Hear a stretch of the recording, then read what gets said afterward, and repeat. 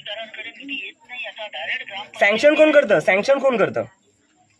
Sanction एक सांगतो, ग्रामपंचायतीच्या मागणीनुसार 15 वित्त आयोगाचा निधी गटापूर सर त्यांना फोन केला, ते म्हणताय मला माहिती नाही, मला माहितीच नाही हे काय प्रकारे, माझ्या हे शाळा माझ्या अंडर येत नाही. मग मी त्यांना विचारलं मग तुमच्या अंडर येतं काय, तर त्याचंही त्यांच्याकडे उत्तर नव्हतं.